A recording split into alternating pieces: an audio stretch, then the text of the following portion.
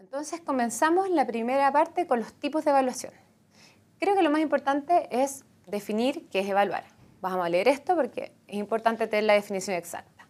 La evaluación es el proceso que consiste en emitir juicios valorativos sobre las actividades y resultados de una política, estrategia o proyecto.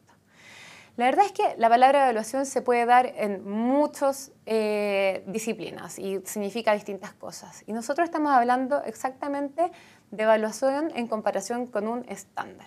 Entonces vamos a tener que escribir muy bien el desempeño que queremos tener y también el estándar con el que queremos compararlo. Y desde ahí nace nuestra definición de evaluación. Pero para que no la confundan con evaluaciones de desempeño, evaluaciones por ejemplo, la evaluación que puede hacer un psicólogo o un niño o cualquier otro tipo de evaluación en la que se usa esa palabra. ¿Okay? Partamos entonces desde la evaluación en general hacia un círculo más concéntrico que nos lleva a la evaluación de programas. Y después de este círculo vamos a hablar de la evaluación de impacto. Entonces nosotros nos concentraremos en el curso en lo que es la evaluación de programas y específicamente en donde vamos a detallar más nuestro curso es en la evaluación de impacto. ¿Okay? ¿Qué es lo que hace la evaluación de impacto? Responde las preguntas causa-efecto, es decir, le atribuye o le adjudica una responsabilidad al programa o una causa a un programa que yo estoy evaluando. No quiere decir que yo haya resuelto o haya implementado todo bien, porque esa es una etapa, sino que tengo que asegurarme de que lo implementado haya tenido realmente un efecto en alguien. Y eso es causa y efecto. Hablemos entonces de los tipos de evaluación de programa. Dentro de este segundo entonces círculo que vimos está primero la evaluación de necesidades, luego la evaluación teórica, un tercero es la evaluación de procesos, el cuarto es la evaluación de impacto y un quinto es la evaluación de eficiencia. Vamos a partir entonces con la evaluación de necesidades. Bueno, ¿qué es primero una necesidad? La necesidad es simplemente ver lo que yo quiero llegar, o sea, el resultado deseado, con el resultado actual, ¿cierto? Entonces, y esa diferencia la llamamos necesidad. ¿Qué es lo que necesitamos hacer? Necesitamos un estudio sistemático para ver las causas de esa necesidad, de esa falta que nos hace. También definir la población objetivo, o sea, quién la necesita. Y finalmente, determinar la intervención adecuada para esa población objetivo y para esa causa de la necesidad. O sea, no solo tengo que ver que falta algo en la sociedad, sino por qué falta, a quién le falta y luego qué diseño o intervención o solución debería resolverlo a grandes rasgos. Y eso es una evaluación de necesidades y es esencial porque es aquí donde se caen muchos de los programas. Simplemente en no apuntarle, digamos, a la razón de verdad de la problemática. ¿Y qué preguntas necesitamos responder acá? La naturaleza y la magnitud del problema, las características de la población objetivo, cuáles son los programas más pertinentes. La verdad es que tienen todas que ver, si las miran acá, con preguntas de contexto. Aquí nos enfocamos fuertemente en el contexto y en evaluaciones que tienen que ver más que del programa, en el lugar donde iremos a intervenir. Se pueden hacer de manera de datos administrativos o se pueden hacer a través de encuestas, pero en general, digamos, tienen que ver con darnos una idea muy clara de la pregunta inicial o la problemática inicial. El siguiente ejemplo es el ejemplo de una organización que se llama Techo, una organización que construye viviendas de emergencia en Latinoamérica y vamos a hacer un ejemplo durante toda la clase sobre los tipos de evaluación y cómo Techo ha ido utilizando cada una de estas. Partamos entonces con el programa de mejoramiento de viviendas de Techo. Ellos lo primero que hicieron fue una evaluación de necesidades y se dieron cuenta, digamos, que lamentablemente el número de familias en campamentos, como se dice en Chile, o asentamientos precarios para el resto de Latinoamérica, ha ido aumentando constantemente hasta el 2015. Tuvimos una baja hasta el 2014, pero lamentablemente en Chile hubo un terremoto que hizo que esto aumentara y también otros problemas de inmigración. Esos eran los motivos generales, pero ahora había que ir y mirar más en fondo cuáles eran las razones.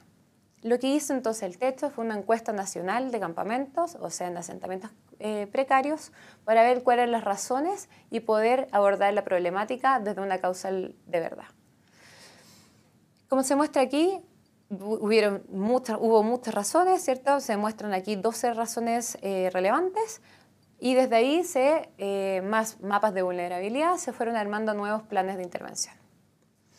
Un mapa de vulnerabilidad es el que muestro ahora. Por ejemplo, en una variable específica que es la accesibilidad al transporte público en la región metropolitana de Santiago de Chile.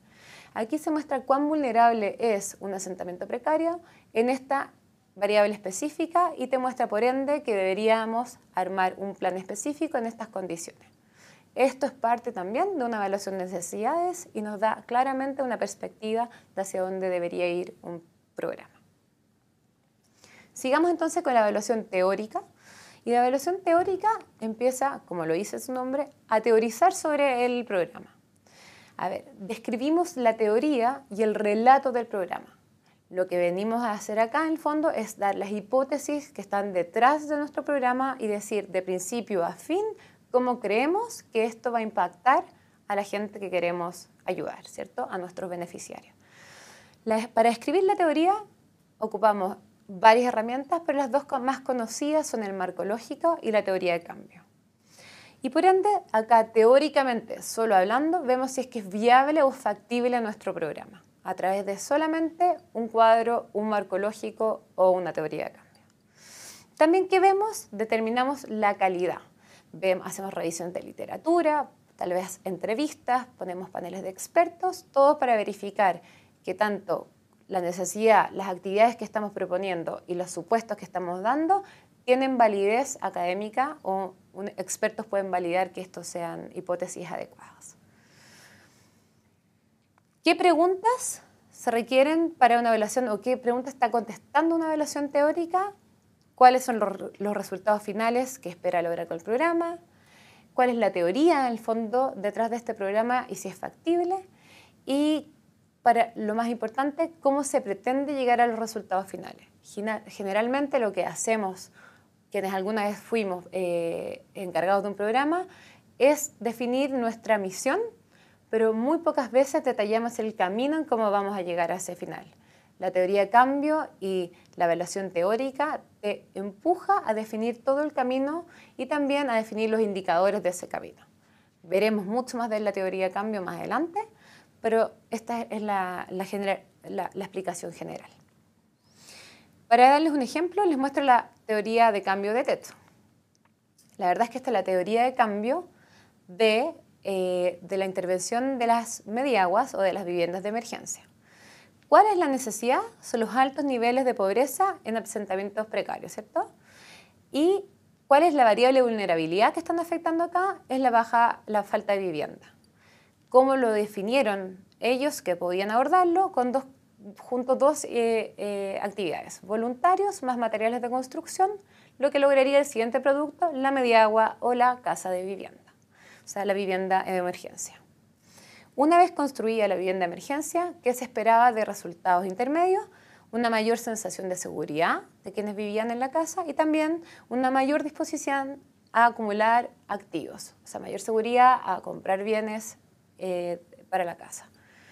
¿Y esto qué traería? Una mayor satisfacción, mejores relaciones intrafamiliares, mayor empleabilidad y la verdad si es que uno va al paper de este estudio, también se buscaba resultados en salud, en educación y otros. La verdad es que se le veían muchas otras posibilidades de impacto. Esa es una teoría de cambio tipo y así debería plantearse la historia de cómo, por ejemplo, en este caso, una vivienda de emergencia puede cambiar la vida y afectar la vida de los beneficiarios.